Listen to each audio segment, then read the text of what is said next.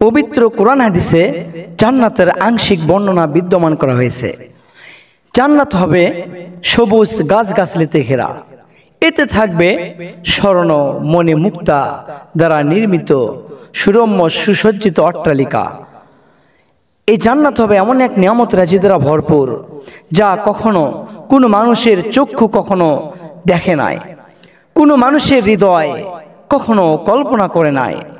এখানে থাকবে সুন্দরী ষোড়শী রমণীগণ, আরো থাকবে খাদেমগণ, বালকগণ খাদেম হিসেবে থাকবে। এই নিয়ামতপূর্ণ জান্নাতের যে ব্যক্তি একবার যাবে তাকে আর কোনোদিন কখনো বের করা হবে না। মন যা চাইবে সেখানে জান্নাতীরা তা আনন্দ ভোগ করতে থাকবে, সেখানে তারা তাই পাবে। জান্নাতীরা কখনো দুঃখ কষ্ট তাদেরকে স্পর্শ করবে না, তারা কখনো অসুস্থ হবে না, তাদের কখনো মন খারাপ হবে না। জান্নাতীদের পোশাক কখনো জীর্ণ শীর্ণ হবে না, তারা সেখানে খাবে আর ঘুমাবে আর আনন্দে তাদের যৌবনে কখনো ভাটা পড়বে না। আর এই নিয়ামতপূর্ণ জান্নাতে যাওয়ার জন্য খুব বেশি একটা পরিশ্রম করতে হবে না, মাত্র 3টি শর্ত পালন করতে হবে। কয়টি বলেন? 3টি শর্ত। এই 3টি শর্ত যদি আমরা পালন করতে পারি, আল্লাহ পাক আমাদেরকে জান্নাত দান করবেন, বলে আমিন। 1 নম্বর শর্ত হলো বিশুদ্ধ ঈমান। কি বলেন? বিশুদ্ধ ঈমান। 2 নম্বর খাঁটি আমল, 2 নম্বর খাঁটি আমল। 3 নম্বর আল্লাহ পাকের রহমত।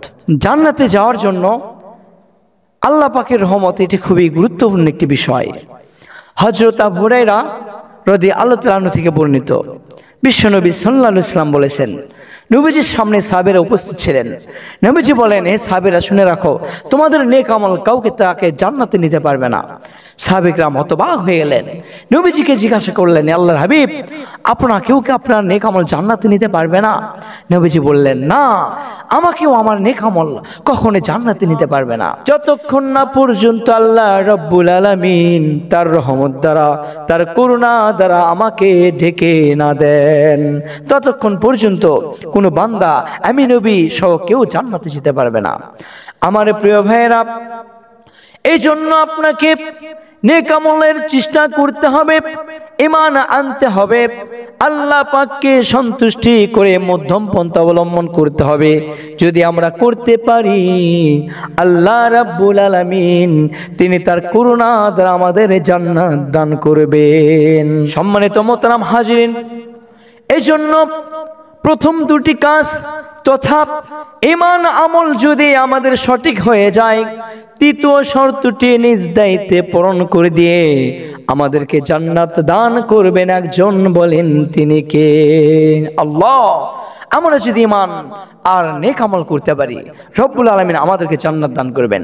এই কথাই কুরআনুল কারীমের ভিতরে সূরা কাহফের 107 নম্বর আয়াতে আল্লাহ পাক বলেছেন, ইন্নাল্লাযীনা আমানু ওয়া আমিলুস সলিহাতি কানাত লাহুম জান্নাতুল ফিরদাউসি নুজুলা।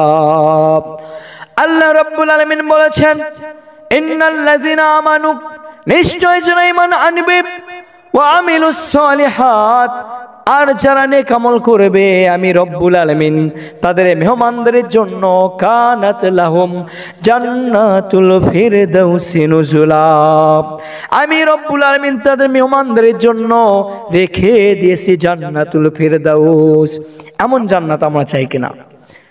যদি আমরা এমন জান্নাত সত্যি চাই, তাহলে আমাদেরকে নেক আমল করতে হবে, ঈমান আনতে হবে, ঈমান আনার পরে নেক আমল করতে হবে।